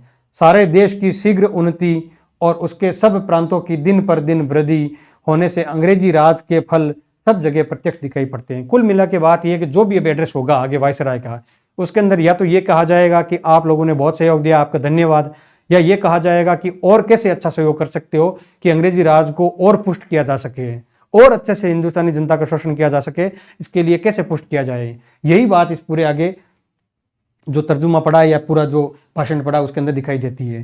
सिर्फ और सिर्फ यही बात की जा रही है कि भारत के अंदर कुछ नहीं था, राजा लोग लड़ रहे थे और ये तो हम आ गए कि आप लोगों को बचा लिया और आप इतने संपन्न हो रहे हैं, नहीं तो आप पता नहीं क्या होता आप लोगों के साथ में। हे अंग्रेजी राज के कार्यकर्ता और सच्चे अधिकारी लोग, हे अंग्रेजी राज के कार्यकर्ता और सच्चे अधिकारी लोग, यह आप ही लोगों के लगातार परिश्रम का गुण है कि ऐसे ऐसे फल प्राप्त हैं और सबके पहले आप ही लोगों पर मैं इस समय श्रीमती की ओर से उनकी कृतज्ञता और विश्वास को प्रकट करता हूँ। आप लोगों ने इस राज की भलाई के लिए उन प्रतिष्ठित लोगों से जो आपके पहले कामों पर नियत थे किसी प्रकार कम कष्ट नहीं उठाया और आप लोग बराबर ऐसे साहस, परिश्रम और सच्चाई के साथ अपने तन मन को अर्पण करके काम करते रहे, जिससे बढ़कर कोई दृष्टांत इतिहास में नहीं मिलेगा। किसके लिए कहा जा रहा है? सच्चे अधिकारी और कार्यकर्ता की बात कर रहे हैं। ठीक है। कीर्ति के द्वार सबके लिए नहीं खुले हैं, परंतु भलाई करने का अवसर सब किसी को जो उसकी खोज रखता हो मिल सकता है। ठीक है। ये देखिए, मैं कोई वर्तमान सरकार की अगर इसकी जगह कोई कांग्रेस की सरकार होती तो भी यही मेरा मत होता। हम देख सकते हैं कि हमारे आसपास क्या घटनाएं हो रही है। जैसे कि कांग्रेस की सरकार थी, योजनाओं का नाम राजीव गांधी के ऊपर नाम रखना या फिर ऐसे नेताओं के नाम पर रखना जो कांग्रेस के किसी एक घराने विशेष से संबंध रखते हैं, वो क्या दिखाता है? किसी एक राज सिंहासन की प्रतिष्ठा को और मजबूत करना होता है। इसी प्रकार आप देख सकते हैं कि नरेंद्र मोदी के द्वारा जो लगातार जितनी भी उपाधियां ली जा रही है, जैसे कि कभी किसी मंदिर का उद्घाटन करने के लिए जाना और खुद वहां जाना, और वो एक थी वो दक्षिण वाली बैटल क्या थी वो राजदंड, वो लेकर अपने आप को प्रतिष्ठित करना, विभिन्न देशों के द्वारा उपाधियों इनको दिया जाना, ये सब क्या है? ये खुद के राजा या राज सिंहासन की प्रतिष्ठा करने का एक प्रयास है। वैसा ही प्रयास इनके द्वारा किया गया था, अंग्रेजों के द्वारा। और केवल अंग्रेजों के द्वारा नहीं, सत्ता जब भी अपनी प्रतिष्ठा या प्रतिस्थापना करनी चाहती है, अपने आप को मजबूती से स्थापित करना चाहती है, तब वह हमेशा ही सबसे पहले जो उसका कार्य है वो है जिन चीज़ों से जनता दबती है उन चीज़ों को पकड़ना और वहाँ पर अपने आप को स्थापित कर देना। जैसे कि पुराने समय के अंदर मंदिरों की स्थापना की जाती थी, फिर मुसलमान शासक आए, मंदिरों को तोड़कर मस्जिदों की स्थापना की गई ताकि अपना वर्चस्व स्थापित किया जा सके और सिंहासन लोगों के मन मस्तिष्क में बैठा दिया जाए और सिंहासन का डर भी बैठा दिया जाए कि कोई विद्रोह ना कर सके। तो ये सारी चीज़ें अंग्रेजी शासन ने की थी। दिल्ली दरबार दर्पण का आयोजन का उद्देश्य भी यही था और बार बार राजाओं जो भी राजा वहाँ पर आ रहे थे भाग लेने के लिए, उनको उपस्थिति से ये तय करना था कि ये देखो हमारी अधीनता मानने वाले इतने लोग हैं। ये दरबार दर्पण या दिल्ली दरबार का उद्देश्य था और यही सारी चीज़ें आपको इस निबंध के अंदर मिलती है बार बार। तो कीर्ति के द्वार, अब यह क्या कह रहा है कि कीर्ति के द्वार, भला करने का द्वार सबके लिए खुला है, कोई भी कर सकता है। तो व्यक्ति को यह लगता है कि यार हम भी कुछ ना इस अंग्रेजी राज्य की स्थापना में कुछ मदद करें। ठीक है, क्योंकि क्रांति तो कर नहीं सकता तो वो क्या करेगा? फिर ये मदद ही करेगा उसको मजबूत करने के लिए। यह बात प्राय कोई गवर्नमेंट नहीं कर सकती कि अपने नौकरों के पदों को जल्द जल्द बढ़ाती जाए, परंतु मुझे विश्वास है कि अंग्रेजी सरकार की नौकरी में कर्तव्य का ध्यान और स्वामी की सेवा में तन मन को अर्पण कर देना, ये दोनों बातें निज प्रतिष्ठा और लाभ की अपेक्षा सदा बढ़कर समझी जाएगी। होगी क्लियर बात? कर्तव्य और स्वामी की सेवा, तन मन धन अर्पण कर देना, निज प्रतिष्ठा और लाभ, अर्थात तुम्हारे व्यक्तिगत लाभ और जो व्यक्तिगत प्रतिष्ठा है उससे ज़्यादा महत्वपूर्ण है ये स्वामी की सेवा करना और कर्तव्य निभाना। यह बात सदा से होती आई है और होती रहेगी कि इस देश के प्रबंध के बहुत से भारी भारी और लाभदायक काम प्राय बड़े बड़े प्रतिष्ठित अधिकारियों ने नहीं किए हैं, वरन जिले के उन अफसरों ने जिनकी धैर्यपूर्वक चतुराई और साहस पर संपूर्ण प्रबंध का अच्छा उतरना सब प्रकार अधीन है। ठीक है, उन लोगों को मोटिवेट कर रहे हैं कि भाई आप और बढ़िया तरीके से शासन चलाओ। श्रीमती की ओर से राज का संबंधी और सेना संबंधी अधिकारियों के विषय में मैं जितनी गुण ग्राहकता और प्रशंसा प्रकट करूं थोड़ी है, क्योंकि ये तमाम हिंदुस्तान में ऐसा सूक्ष्म और कठिन कामों को अत्यंत उत्तम रीति पर करते रहे हैं। पहले किसकी बात कर रहे थे? जिले के अधिकारियों की। अब क्या कर रहे हैं? राज का संबंधी और सेना संबंधी अधिकारियों की तारीफ कर रहे हैं। सबसे पहले राजाओं की थी, राजाओं की बात की थी कि वे आपने ठीक दोस्ती निभाई। फिर जिलाधिकारियों की,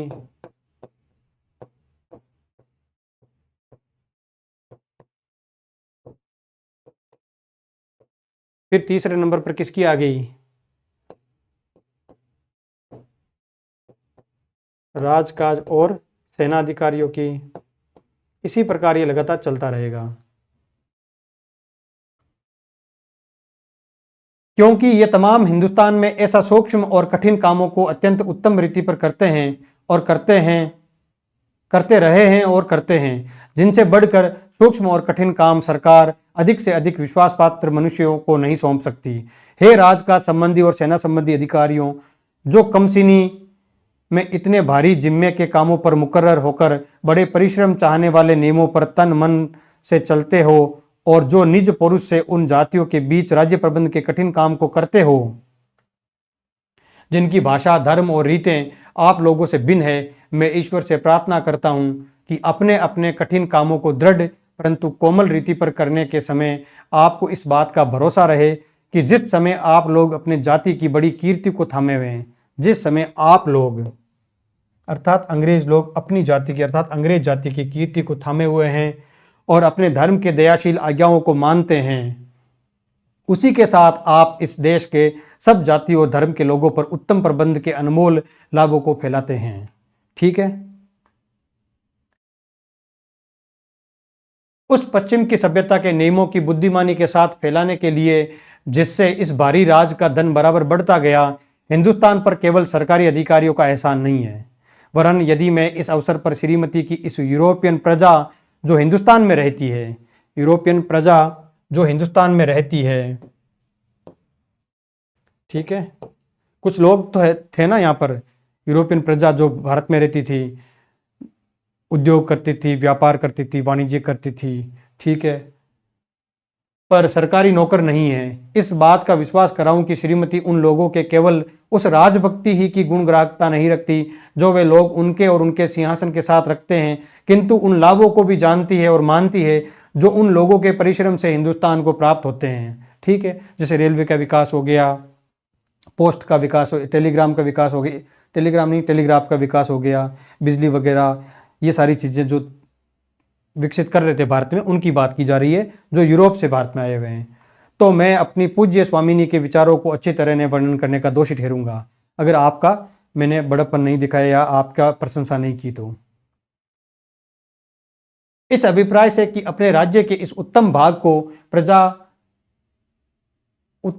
प्रजा को सरकार की सेवा या निज की योग्यता के लिए गुणग्राहकता दिखाने का विशेष अवसर मिले, श्रीमती ने कृपा पूर्वक केवल स्टार ऑफ इंडिया के परम प्रतिष्ठित पद वालों और ऑर्डर ऑफ ब्रिटिश इंडिया के अधिकारियों की संख्या ही में थोड़ी सी बढ़ती नहीं की, किंतु इसी हेतु, अच्छा क्या बात कह रहा है कि भी इन सब चीज़ों को कभी और बढ़ती मिले, तो हमने क्या किया है कि स्टार ऑफ इंडिया, ठीक है, क्या है ये, सितारे हिंद इसको अगर कहें,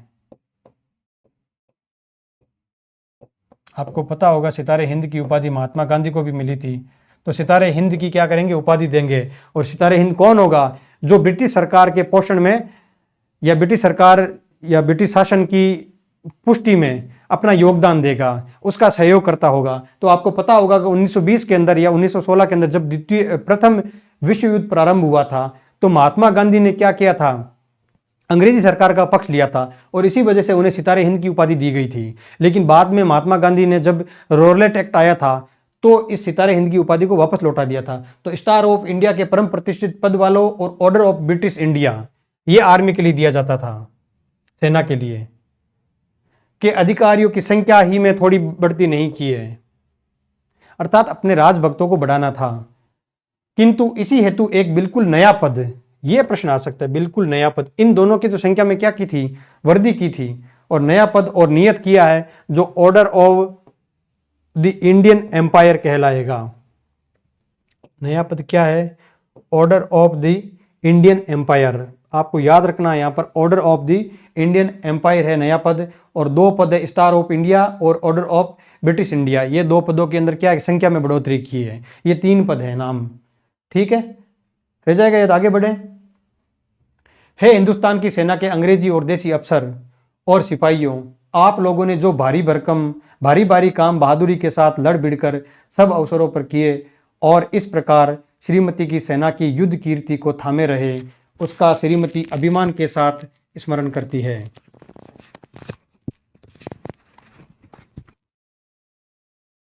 श्रीमती इस बात पर भरोसा रखकर कि आगे को भी सब अवसरों पर आप लोग उसी तरह मिलजुल कर अपने भारी कर्तव्य को सच्चाई के साथ पूरा करेंगे। अपने हिंदुस्तानी राज में मेल और अमन चैन बनाए रखने के विश्वास का काम आप लोगों ही को सुपुर्द करती है। इसमें कुछ है नहीं ऐसा। है वॉलंटियर सिपाहियों, आप लोगों के राजभक्तिपूर्ण और सफल यत्न जो इस विषय में हुए हैं कि यदि प्रयोजन पड़े तो आप सरकार की नियत सेना के साथ मिलकर सहायता करें, इस शुभ अवसर पर हृदय से धन्यवाद पाने के योग्य हैं। वॉलंटियर को भी कर दिया, वॉलंटियर, अंग्रेज सिपाही, सरकार, पता नहीं किन किन लोगों को धन्यवाद कर दिया। हे इस देश के सरदार और रईस लोग, अब ये भी बचे हुए थे, इनको भी कर देते हैं। जिनकी राजभक्ति इस राजा के बल को पुष्ट करने वाली है और जिनकी उन्नति इसके प्रताप के कारण है, श्रीमती महारानी आपको यह विश्वास करके धन्यवाद देती है कि यदि इस राज के लाभों में कोई विघ्न डाले या उन्हें किसी तरह का भय हो तो आप लोग उसकी रक्षा के लिए तैयार हो जाएंगे।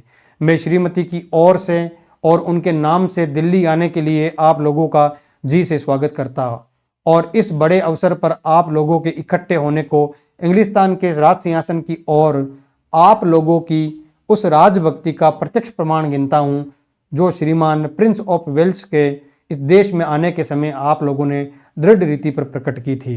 कौन आया था पहले? प्रिंस ऑफ वेल्स आया था और तब भी आप लोग आए थे और वही फिर आप लोग और आगे बुलाते आ जाते हो आप, और क्या चाहिए हमें। श्रीमती महारानी आपके स्वार्थ को अपना स्वार्थ समझती है और अंग्रेजी राज के साथ उसके कर देने वाले और स्नेही राजा लोगों का जो शुभ संयोग से संबंध है, उसके विश्वास को दृढ़ करने और उसके मेल जोल को अचल करने ही के अभिप्राय से श्रीमती ने अनुग्रह करके वह राजसी पदवी ली है जिसे आज हम लोग प्रसिद्ध करते हैं। किस लिए लिए पदवी? राज राजेश्वरी की या हिंदुस्तान की साम्राज्य की पदवी किस लिए ली थी? कि इन लोगों का भला कर सके। हे हिंदुस्तान की राज राजेश्वरी के देसी प्रजा लोग, अब प्रजा लोगों को बात करते हैं, अंत में प्रजा लोगों की बात कर लेते हैं। इस राज की वर्तमान दशा और उसके नित्य के लाभ के लिए आवश्यक है कि उनके प्रबंध को जांचने और सुधारने का मुख्य अधिकार ऐसे अंग्रेज अफसरों को सुपुर्द किया जाए जिन्होंने राजकाज के उन तत्वों को भली भांति सीखा है जिनका बर्ताव राज राजेश्वरी के अधिकार स्थिर रहने के लिए आवश्यक है। क्या कह रहे हैं कि तुम लोग शासन करके नहीं जानते हो और जरूरी है कि आपका शासन अंग्रेज जो अफसर है उसके हाथ में रहे। यहाँ दो बातें आपको देखनी चाहिए ताकि थोड़ा निबंध की जो पृष्ठभूमि आपको समझ में आ जाए। है तो जीके की बात लेकिन फिर भी बता देता हूं आपको। देखिए, दो प्रकार की प्रजा थी हिंदुस्तान के अंदर। एक थी रियासतों की प्रजा, रियासतों की, और दूसरी थी ब्रिटिश भारत की प्रजा।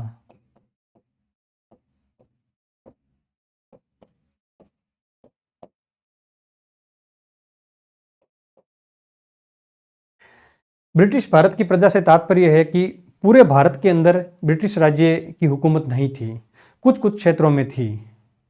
ठीक है, तो कुछ क्षेत्रों में क्या होता था कि डायरेक्ट जो प्रशासन है पूरा का पूरा वो ब्रिटिश सरकार करती थी और ब्रिटिश सरकार के अंग्रेज अधिकारी करते थे। तो उस प्रजा को तो समझा जाता था कि वो ब्रिटिश भारत की प्रजा है, अर्थात ब्रिटिश सरकार के अंतर्गत उनका नियंत्रण किया जाता था, ये बात है। दूसरी है रियासतों में पाई जाने वाली प्रजा या रहने वाली प्रजा, जैसे जोधपुर राज्य हो गया, ठीक है, जयपुर राज्य हो गया, जम्मू हो गया। इन राज्यों की जो प्रजाएं थी वो क्या थी? रियासतों की थी, राजाओं की थी। तो ये जो बात की जा रही है यहाँ पर कि देसी प्रजा लोग, ये उन लोगों के लिए की जा रही है जिन पर सीधी ब्रिटिश हुकूमत थी और ब्रिटिश शासन के जो अधिकारी थे वो उनके ऊपर शासन करते थे। तो यहाँ ये कहा जा रहा है कि आप लोगों की जो शासन करना आप लोगों के ऊपर, ताकि आप लोग उन्नति कर सके, विकास कर सके, उसके लिए जरूरी है कि आपके ऊपर ऐसे लोग शासन करें जिन्होंने राजकाज के उन सभी तत्वों को भली भांति सीखा है जिनका बर्ताव राज राजेश्वरी के अधिकार स्थिर रहने के लिए आवश्यक है। ठीक है, यह बात कही जा रही है यहाँ पर।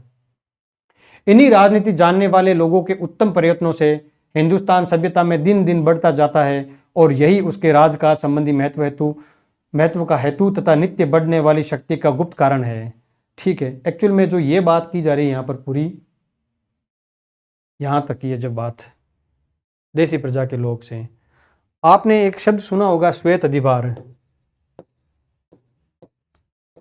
श्वेत अधिभार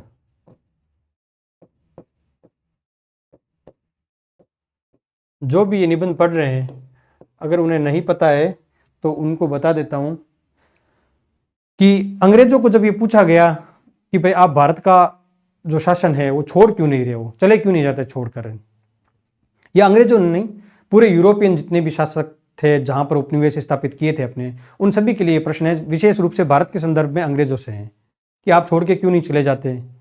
तो उन्होंने कहा था कि जो वाइट पीपल है, जो गोरे लोग हैं, तो वाइट्स बर्डन नाम की एक थ्योरी दी उन्होंने कि क्योंकि हम लोग सभ्यता के अंदर बहुत आगे बढ़ चुके हैं और हम बहुत ही सुसंस्कृत व्यक्ति है, सभ्य व्यक्ति हैं, तो हमारे ऊपर ईश्वर ने क्या बोलते हैं उनको, ईसा मसीह ने हमारे ऊपर ये भार डाल दिया है कि आप अपनी जो आसपास की जो प्रजा है उनको भी सुसंस्कृत कीजिए, सभ्य बनाइए।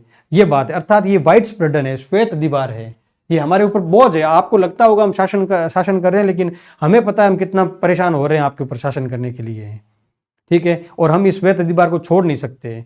ये ऐसे ऐसे थ्योरीज है ना अंग्रेजों के द्वारा दी गई थी ताकि अपने शासन को मजबूत किया जा सके, मानसिक स्तर पर कम से कम वहाँ की स्थानीय जनता के ऊपर। जो भी थोड़े बहुत मान लो ऐसे लोग थे जो अंग्रेजी जानने लग गए थे, पढ़ने लग गए थे, अगर उनको ऐसी बात कही जाती है तो वो काफ़ी हद तक प्रभावित हो जाएंगे कि हाँ बात तो सही कह रहा है, ये अंग्रेज शासन अच्छा है, इतना विकास हो रहा है, रेल आ गई, टेलीफोन आ गया, टीवी आ गई, बिजली आ गई, सब कुछ तो आ गया, ठीक है। लेकिन उन्हीं लोगों में से कुछ निकले जिन्होंने क्या किया था, अंग्रेज शासन का विरोध किया था। तो ये श्वेत दीवार की संकल्पना को दर्शाता है यहाँ पर, ठीक है। कहाँ पढ़ लिया था, इन्हीं राजनीति जानने वाले लोगों के उत्तम प्रयत्नों से हिंदुस्तान सभ्यता में दिन दिन बढ़ता जाता है और यही उसके राजकाज संबंधी महत्व का हेतु तथा नित्य बढ़ने वाली शक्ति का गुप्त कारण है। इन्हीं लोगों के द्वारा पश्चिम देश का शिल्प, सभ्यता और विज्ञान, पश्चिम देश का शिल्प, सभ्यता और विज्ञान, जिनके कारण आज दिन यूरोप लड़ाई और मेल दोनों में सबसे बढ़ चढ़कर है, बहुत दिनों तक पूर्व के देशों में यहाँ वालों के उपकार के लिए प्रचलित रहेगा। पूर्व के देशों में उपकार के लिए प्रचलित रहेगा, किसके कारण, अगर अंग्रेजी शासन यहाँ पर जमा रहा तो भारत का भी शिल्प, सभ्यता और विज्ञान तीनों में क्या होगी, बढ़ोतरी होगी, और हम यहाँ पर रहकर भारत को विकसित देश बनाएंगे। शायद मुझे लगता है पूरा हो गया होगा। नहीं पूरा तो नहीं हुआ, अभी तो पड़ा है, ठीक है। परंतु है हिंदुस्तानी लोग, आप चाहे जिस जाति या मत के हो, यह निश्चय रखिए कि आप इस देश के प्रबंध में योग्यता के अनुसार अंग्रेजों के साथ भलीभांति काम पाने के योग्य हैं, ठीक है। भारत का भी लोग क्या कर रहे हैं कि अगर आप लोग योग्य हैं तो आप भी काम पाने के योग्य अधिकारी होंगे। लेकिन वास्तविकता क्या थी, उस देश में जहाँ की भाषा ही कुछ और है और वहाँ अंग्रेजी के अंदर पेपर लिए जाते थे जो ICS पेपर होते थे वहाँ पर, तो बहुत कम लोगों के लिए इन्हें पास करना संभव हो पाता था। हालांकि कुछ लोग थे जिन्होंने पास किया भी है, जैसे सुभाष चंद्र बोस वगैरह हो गए, ठीक है। और ऐसा होना पूरा न्याय भी है। इंग्लिस्तान तथा हिंदुस्तान के बड़े राजनीति जानने वाले लोग और महारानी की राजसी पार्लियामेंट व्यवस्थापकों ने बार बार इस बात को स्वीकार भी किया है। गवर्नमेंट ऑफ इंडिया ने भी इस बात को अपने सम्मान और राजनीति के सब अभिप्रायों के लिए अनुकूल होने के कारण माना है। इसलिए गवर्नमेंट ऑफ इंडिया इन वर्षों में हिंदुस्तानियों की कारगुजारी के ढंग में मुख्यतः बड़े बड़े अधिकारियों के काम में पूरी उन्नति देकर संतोष प्रकट करती है, ठीक है। इस बड़े राज्य का प्रबंध जिन लोगों के हाथ में सौंपा गया, उनमें केवल बुद्धि ही के प्रबल होने की आवश्यकता नहीं है, वरन उत्तम आचरण और सामाजिक योग्यता की भी वैसी ही आवश्यकता है। किस चीज की, उत्तम आचरण, केवल बुद्धि नहीं,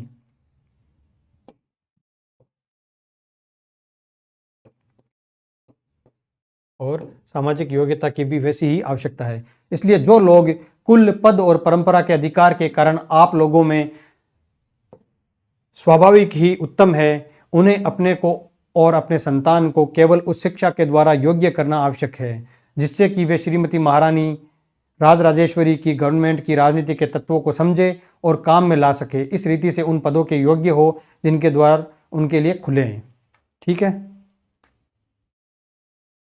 राजभक्ति, धर्म, अपक्षपात, सत्य और साहस देश संबंधी मुख्य धर्म है।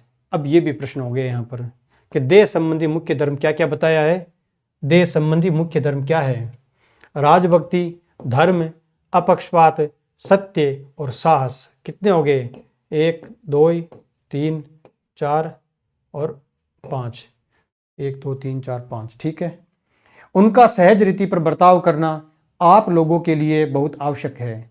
तब श्रीमती की गवर्नमेंट राज के प्रबंध में आप लोगों की सहायता बड़े आनंद से अंगीकार करेगी, क्योंकि पृथ्वी के जिन जिन भागों में सरकार का राज है वहां गवर्नमेंट अपनी सेना के बल पर उतना भरोसा नहीं करती जितना कि अपनी संतुष्ट और एकजी प्रजा की सहायता पर, जो अपने राजा के वर्तमान रहने ही में अपना नित्य मंगल समझकर सिंहासन के चारों ओर जी से सहायता करने के लिए इकट्ठे हो जाते हैं।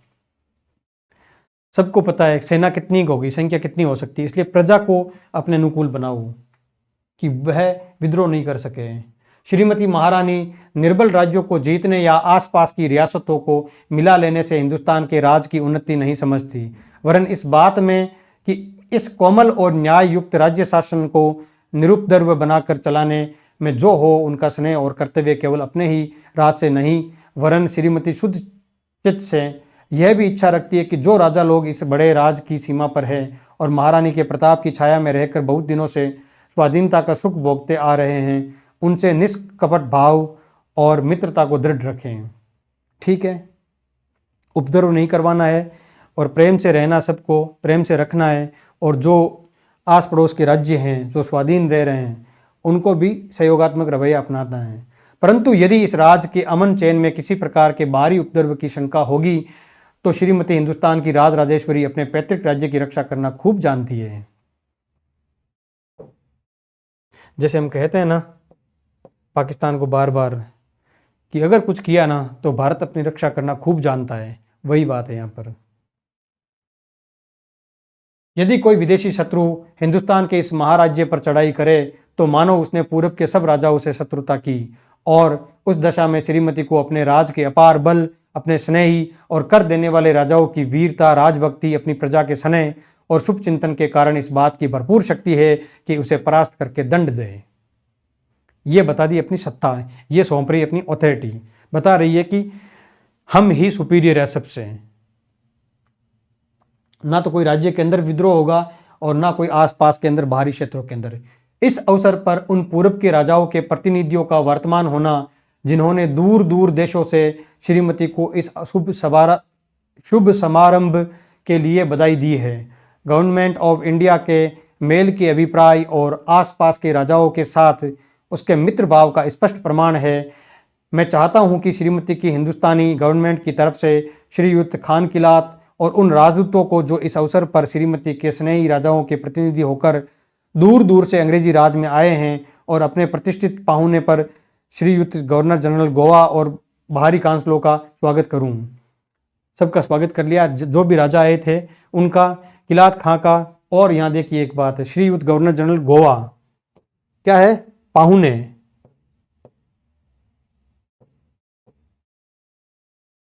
ये गोवा जो था ना, यहाँ का गवर्नर जनरल शायद ये था, कुछ पाहुना बन गया था, कुछ था इनका मिक्स ऐसे, ठीक है, जो भी है। और बाहरी काउंसिलों का स्वागत करता हूँ, जो भी बाहर से आए हैं, ये स्वागत की बात की जा रही है यहाँ पर। हे हिंदुस्तान के रईस और प्रजा लोग, मैं आनंद के साथ आप लोगों को यह कृपापूर्वक संदेशा जो श्रीमती महारानी और आप लोगों की राज राजेश्वरी ने आप लोगों को अपने राजसी और राजेश्वरीय नाम से भेजा है सुनाता हूँ, जो वाक्य श्रीमती के यहाँ से आज सवेरे तार के द्वारा पास पहुँचे हैं। अच्छा, ये भी एक चीज़ और है, किसके लिए, विशेष रूप से रईस और प्रजा लोग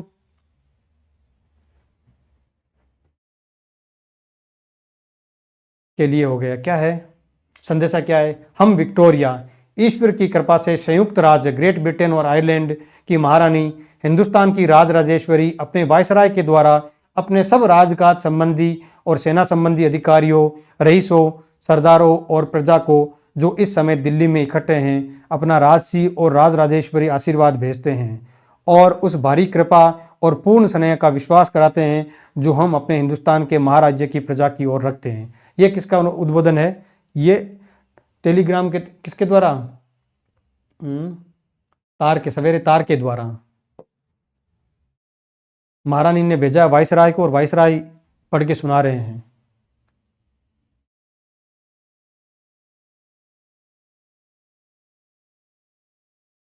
ये भी परेशानी करेगा पूरा।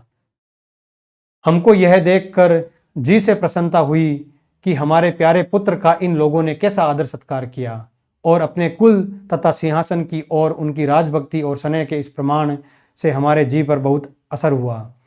हमें भरोसा है कि इस शुभ अवसर का यह फल होगा कि हमारे और हमारी प्रजा के बीच स्नेह और दृढ़ होगा तथा सब छोटे बड़े को इस बात का निश्चय हो जाएगा कि हमारे राज में उन लोगों को स्वतंत्रता, धर्म और न्याय प्राप्त है।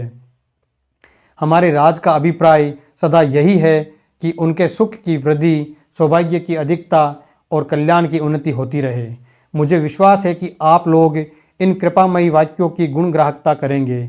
ईश्वर विक्टोरिया संयुक्त राज्य की महारानी और हिंदुस्तान की राजराजेश्वरी की रक्षा करें। ठीक है।